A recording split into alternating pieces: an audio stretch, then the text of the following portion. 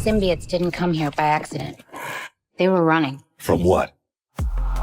The new trailer for Venom: The Last Dance is full of interesting clues about the future of Sony's Spider-Man universe. Today, we'll break down every important bit of information the trailer provides about the upcoming Venom movie. We'll also discuss how we think Venom 3 will connect to the upcoming Spider-Man 4 and the Marvel Cinematic Universe. Xenophage. The trailer starts with a nod to one of Twilight Zone's most iconic episodes, Nightmare at 20,000 feet.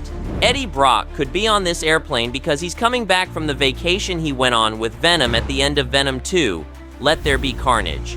Eddie and Venom are running from an angry Xenophage, an alien species who hunts and eats symbiotes. First seen in the comics in Venom, the Hunted #1 from 1996.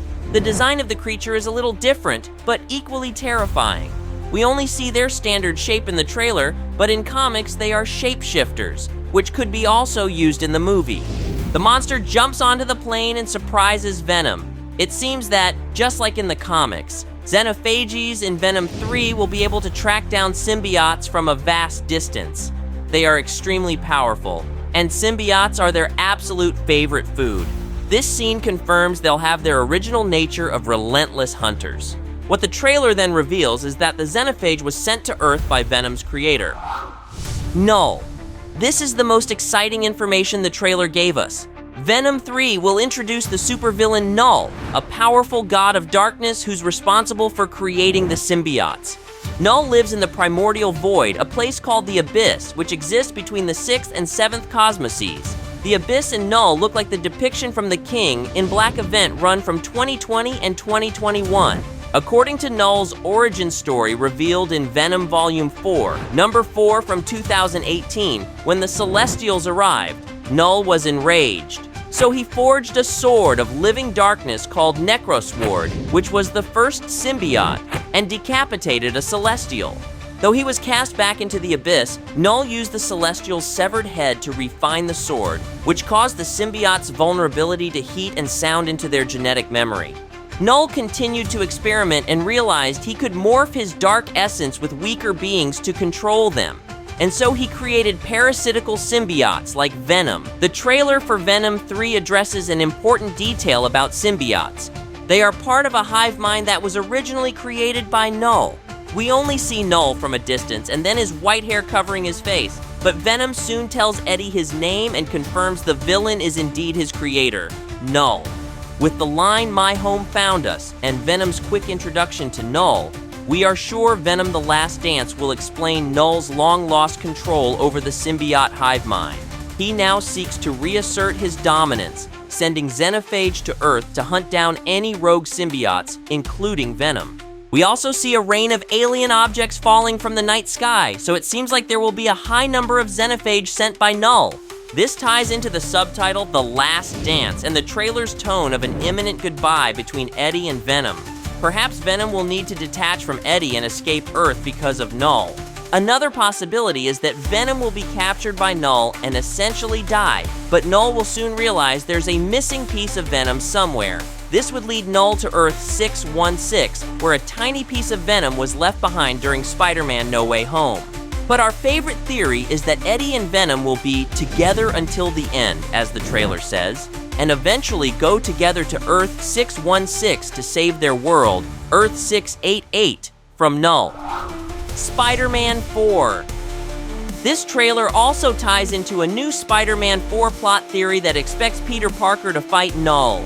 If Spider-Man 4 features Knull or Peter's encounter with a symbiote, as some fans speculate it will, this direction would certainly match the MCU's direction in general. With cosmic threats being at the forefront of upcoming Marvel movies, Knull seems like the perfect villain for Spider-Man 4. Although part of the fan base wished Peter Parker got a street-level movie next, the Venom 3 trailer hints at another multiverse event coming soon. If Knull is coming to Earth 688, the Sony universe, to get his symbiotes, it's only logical he would find his way to the MCU to get that piece of Venom left on a bar countertop in Earth 616, in the Spider-Man: No Way Home post-credit scene. So some fans are now convinced Spider-Man 4 will be about Peter's acquisition of the black symbiote suit. which Marvel Studios needs to happen between Avengers Doomsday and Avengers Secret Wars so that a black-suited Spider-Man can be part of Secret Wars. And even with Doom as the main antagonist, there's certainly room for Knull in the Secret Wars storyline. Just maybe not in the Avengers movies, only in Spider-Man 4, which will be chronologically released between the Avengers movies as a part of that storyline. It was in the Secret Wars original run from 1985 that Peter Parker first got in touch with the symbiote black suit, so perhaps Tom Holland's Spider-Man will get a black suit as early as Spider-Man 4 when he somehow encounters a symbiote and fights Knull, and then use the black suit to its full potential in Avengers Secret Wars. Toxin subplot and multiverse reference. Another key aspect of the trailer is its focus on scientific research and military operations, hinting at a subplot involving the government or private corporations experimenting on alien species, which could mean that humans are trying to understand or weaponize symbiotes. Juno Temple's character Dr. Payne appears to be a key player in these experiments, possibly working alongside the military. Stephen Graham's Patrick Mulligan, introduced in Venom Let There Be Carnage, is also set to transform into another powerful symbiote called Toxin, as he's seen contained and studied by researchers in the trailer. This subplot's footage is also making fans question if Chiwetel Ejiofor's mystery character is supposed to be a reference to the multiverse, considering the actor previously played Baron Mordo in the MCU's Doctor Strange, and seems to be a new character in the SSU. Gore and the MCU. In parallel, Knull is a character that connects to the MCU through Gore the God Butcher, the villain from Thor, Love and Thunder, played by Christian Bale. Gore wields the Necrosword, but Thor, Love, and Thunder made only an inconsequential reference to its origins. The introduction of Knull in Venom 3 might establish a deeper connection between Sony's SSU and the MCU, since it will expand the shared symbiote lore. The new deal between Sony and Disney suggests the production companies want the SSU and the MCU to finally evolve into two sides of the same franchise. Sony has other villains lined up to enter the SSU, but Knull is the only one presented so far that would also be a good antagonist for Spider-Man 4, and his presence easily connects to a black-suited Spider-Man we might see in Secret Wars, Eddie and Peter.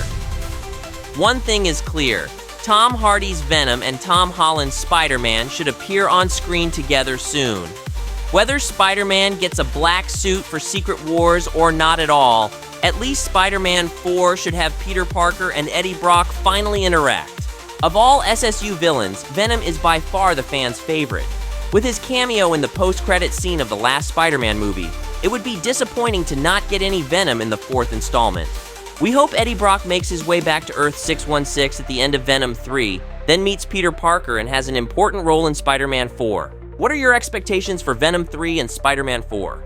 Until next time, thanks for watching CBR.